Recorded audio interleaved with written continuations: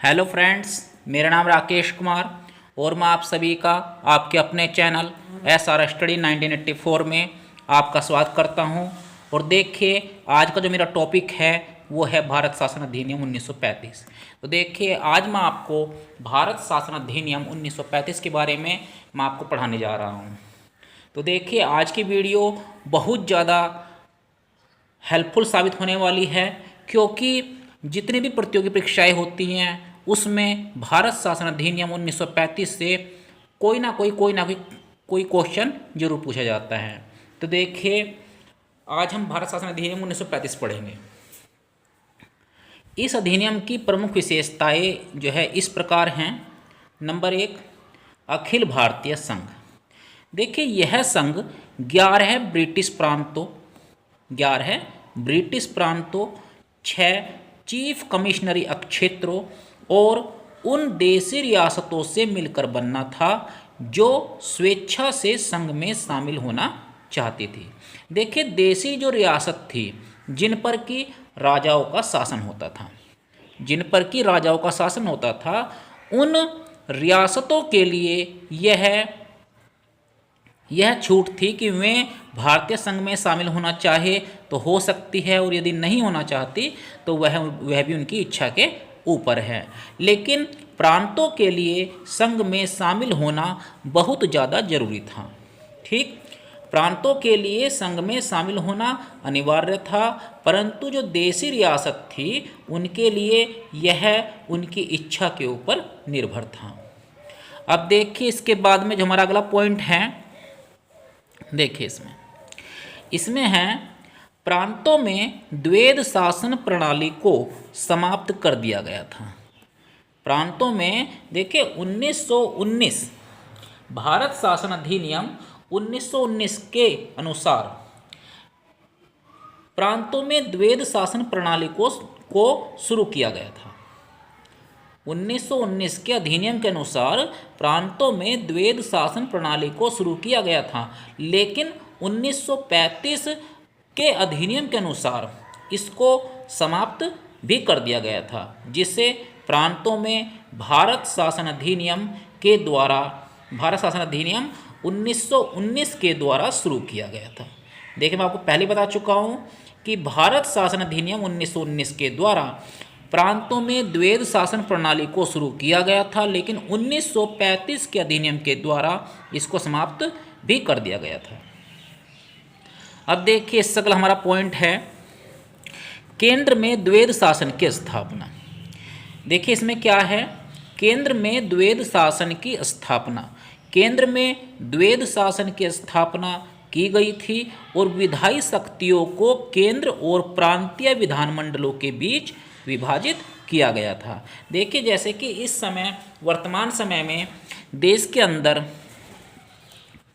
भारत देश के अंदर केंद्र और प्रांतीय विधानमंडल है। तो इस समय जैसे कि विधायी शक्तियों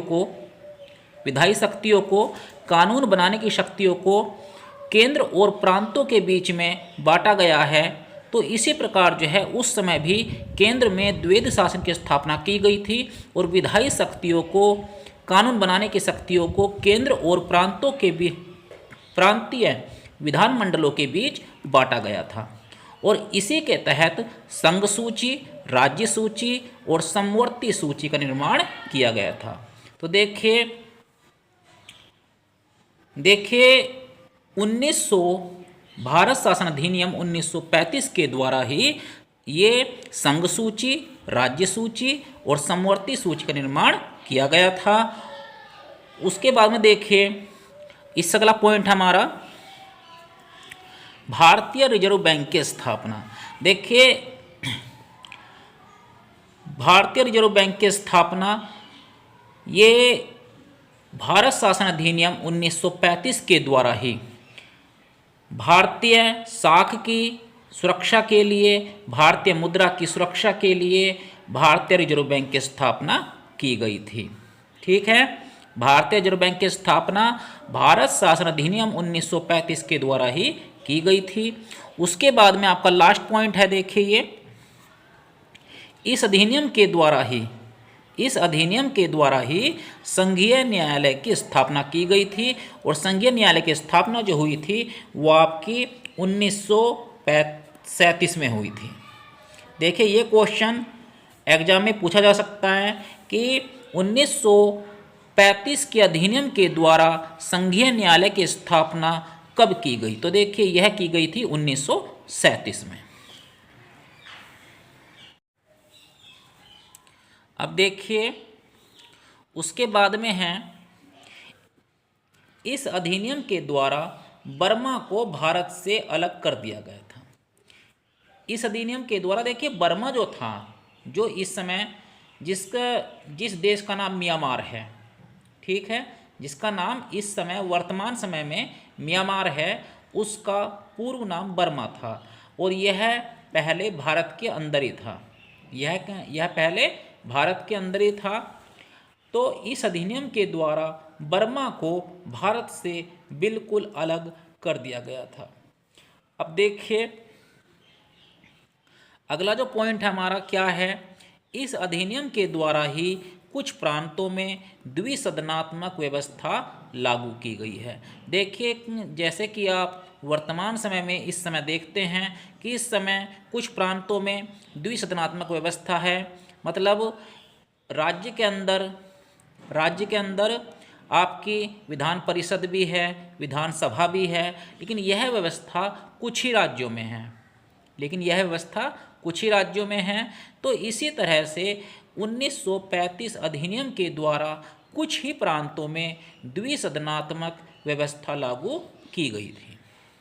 अब देखिए उसके बाद में हम अगला पॉइंट देख लेते हैं, सांप्रदायिक निर्वाचन पद्धति का विस्तार। देखिए सांप्रदायिक निर्वाचन पद्धति का विस्तार, इसमें क्या है, देखिए संघीय और प्रांतीय व्यवस्थापिकाओं में विभिन्न संप्रदायों का प्रतिनिधित्व देने के लिए भारतीय ईसाइयों और हरिजनों के लिए सांप्रदायिक निर्वाचन पद्धति को विस्तार किया। देखिए जो आपके दिमाग में यह प्रश्न आ रहा होगा कि व्यवस्थापिका किसे कहते हैं। देखिए व्यवस्थापिका किसे कहते हैं, व्यवस्थापिका कहते हैं विधायिका को। मतलब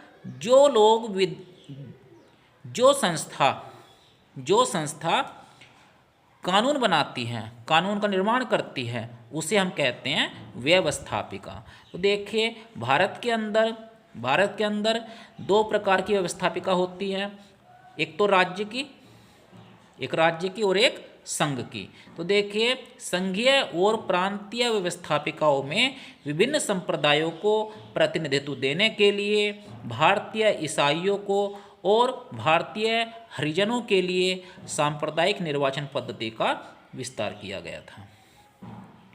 अब देखिए इसके बाद में हम देख लेते हैं। देखिए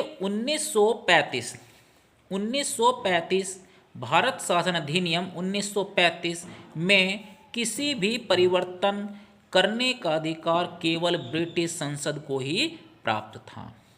देखिए यह पॉइंट भी बहुत खास है कि 1935 भारत शासन अधिनियम 1935 में कोई भी परिवर्तन करने का अधिकार किसके पास था, तो वो केवल ब्रिटिश संसद के पास था।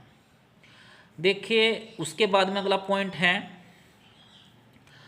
देखिए 1858 ईस्वी के भारत शासन अधिनियम के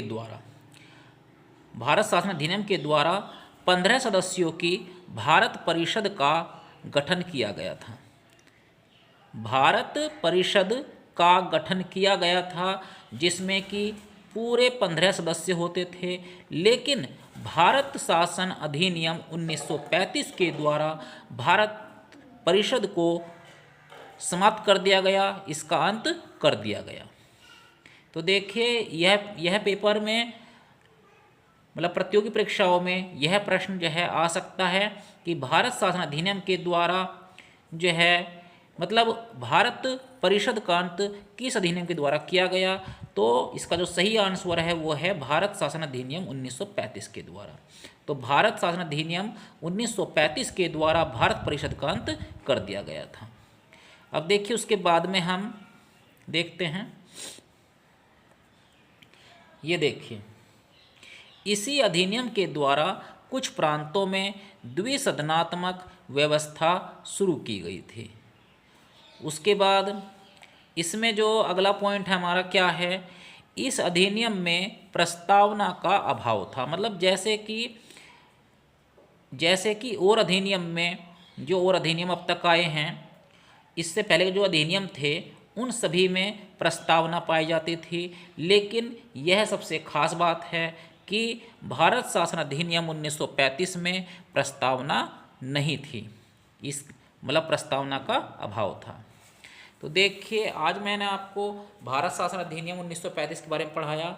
उम्मीद करता हूं कि मेरे द्वारा समझाई गई बातें आपको काफ़ी अच्छी लगी होगी। तो यदि मेरी वीडियो आपको अच्छी लगी हो, आपको पसंद आई हो, तो प्लीज़ वीडियो को लाइक करें, चैनल को सब्सक्राइब करें। धन्यवाद।